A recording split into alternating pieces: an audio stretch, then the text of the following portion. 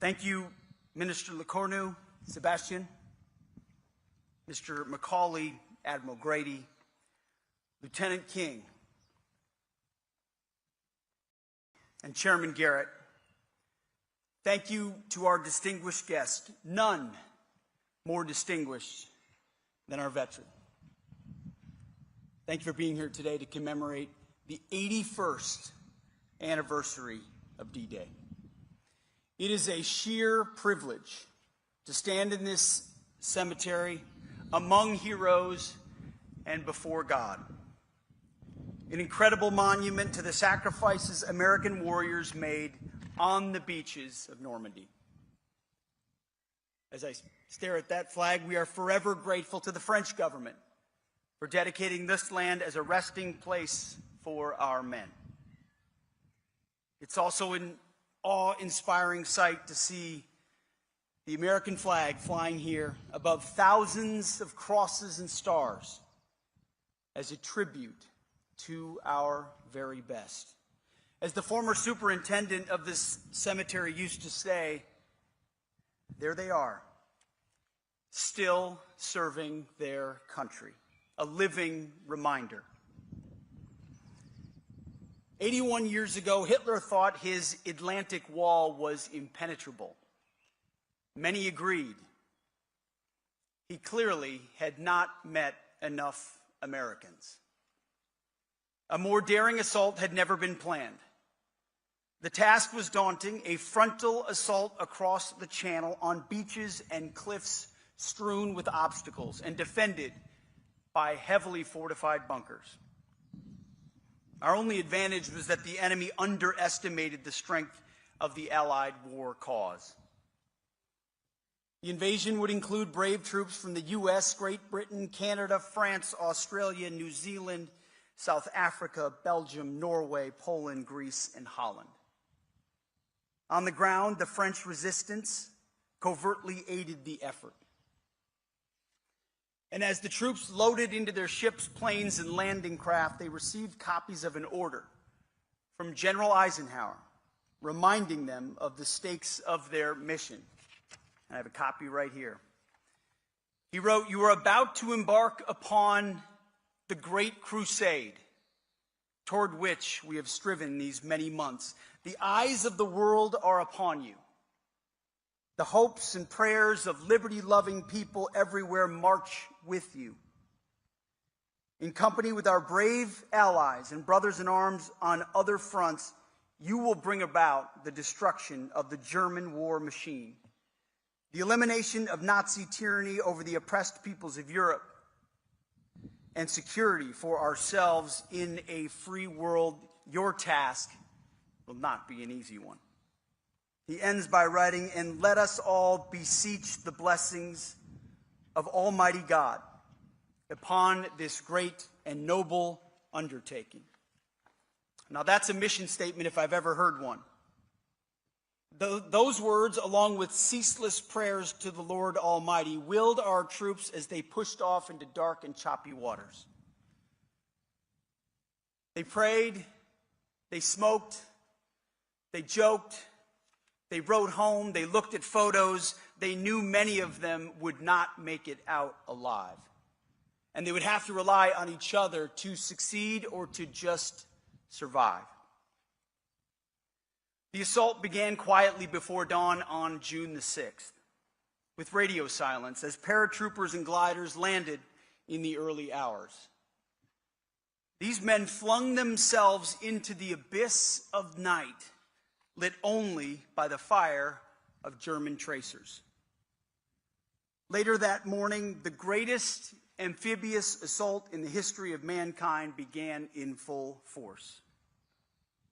Our men pushed through the waves and flung themselves upon the sand. The courage it took to do this is unfathomable. The first groups were decimated. Thousands of young men lost their lives, cut down by the barrage of machine guns and mortars. But they never let up. Our warriors never faltered, God at their backs. As they forced their way inland, the Atlantic wall began to crumble. It is these men and their bravery whom we are here to celebrate and remember.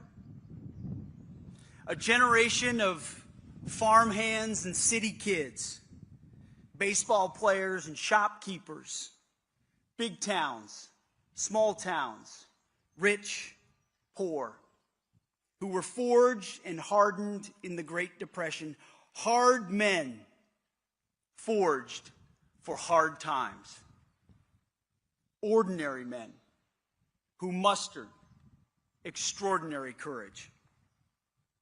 While every one of the 9,000 Americans buried here are heroes, 3 men here also received the Medal of Honor for their actions in the invasion. And as Sebastian mentioned, one of those was Brigadier General Theodore Roosevelt Jr., the oldest man to land on D-Day at the age of 56.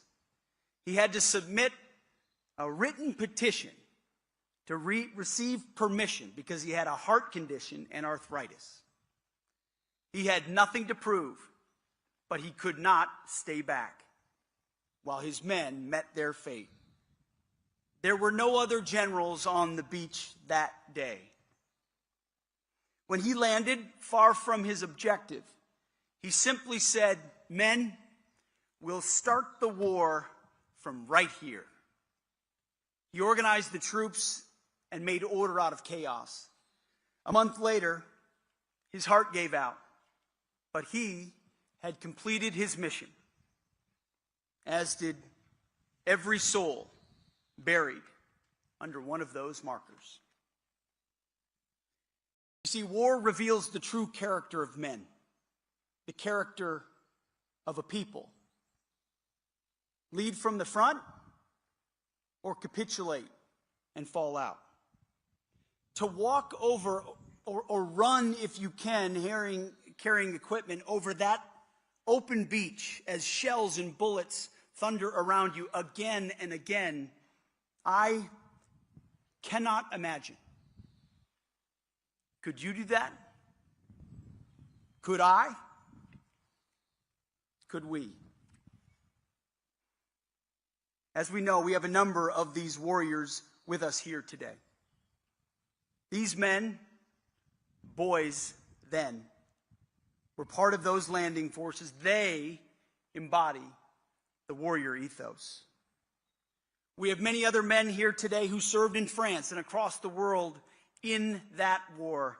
To that I can simply say, gentlemen, thank you for your service, for your sacrifice, and for your bravery. That day and those days that followed turned the tide of the war and history itself. In the 2 months after the invasion, the Allies poured more than 2 million troops through the hard-won opening in Normandy. Without Operation Overlord, without the sacrifices of American, French, British, and other Allied powers, we would not have the free world. This day, June the 6th, is the price of freedom. We remember the losses. We celebrate the victories. We rededicate ourselves to the fight for liberty, security, and peace. And again, we should ask ourselves, could I do what they did? Could you? Could we? Could our kids? Do we produce such men? How do we produce such Americans? Our civilization today and going forward must answer those questions. You know, I wrote this speech before this morning, but this morning I got my answer. This morning I had a chance to do PT with Army Rangers on the beach, on Omaha Beach.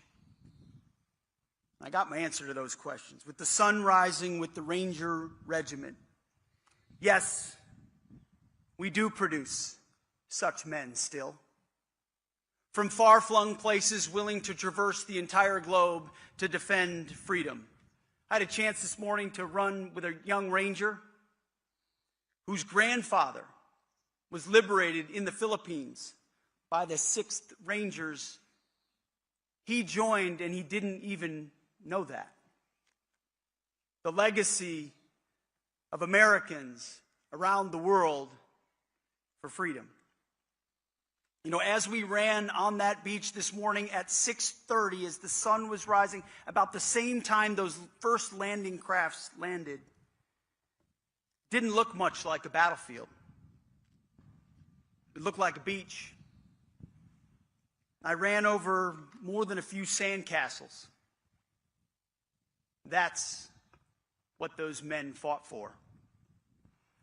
That we may turn scenes of death into scenes of life, scenes of war into scenes of peace, glorifying Almighty God with our lives and living worthy of their sacrifice. That together our nations will be strong and free. Today, the United States and France again rally together to confront such threats. Because we strive for peace, we must prepare for war and hopefully deter it. We must ensure that our children and our grandchildren know what these men did, that they understand. I used to say, and it's a cozy thing to tell ourselves, especially after World War II, that they fought so that their kids and grandkids won't have to. And in some cases, that was true.